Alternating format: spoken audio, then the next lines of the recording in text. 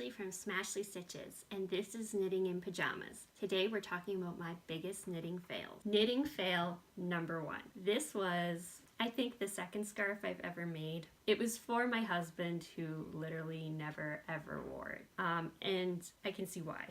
There is purling when I should have been knitting. There's holes in it somewhere. There's stuff all over it. And I just kind of like made little knots where there shouldn't be little knots. I make much better scarves now, but this is my first example of my knitting fail. The next thing I went on to knit so fabulously was knitting snowboard hats. Now at this time, I had never ever snowboarded, so I didn't need a hat, but I really thought I should have them. And here's the first one. This is the first time I ever knit with two colors. So I did a variegated color on the bottom for like some trim and these like ear flap things, I don't know, and then just a regular pink. And the hat is just not something I would ever be seen in public wearing. So then I thought, you know what, let's try that again and let's make this hat, which is the same thing but way bigger. So definitely a knitting fail. Then I thought, after that brilliant work, let's make a sweater. So I picked the chunkiest pink yarn I could find and knit a sweater with these really annoying pink needles that made like the worst noise in the world. But so I knit this sweater, and I'll try and hold it up so you can see.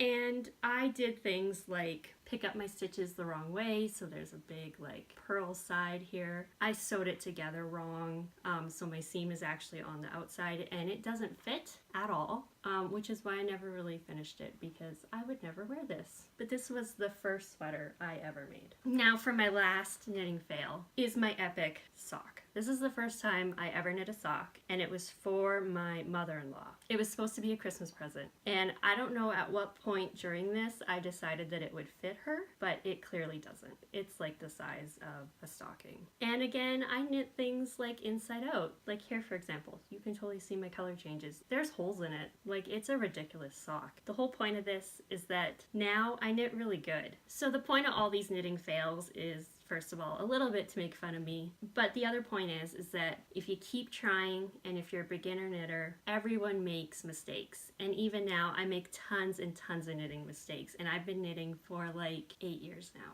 So I'm much better at my knitting. This is to tell you guys, never give up. Whether it's knitting or anything else, you're always gonna have these projects that you look back on and are a little bit funny and, you know, make a great thing to show on YouTube. But eventually you get better. The more you knit, the better you get at it. So let me just show you.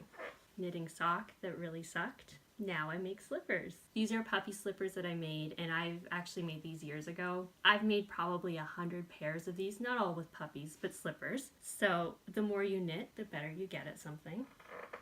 I also went on to design stuff. So this is my very first hat that I designed. It's called the Julius Slouchy Hat, and I've made a ton of these too. So my point is that just don't give up. So another one of the things I am super proud of, which really proves my point that if you don't give up, amazing things happen, is this scarf is one of the first, well, is the first thing I designed that was featured in a knitting magazine. The magazine's called I Like Knitting, and this is the Life of the Party scarf.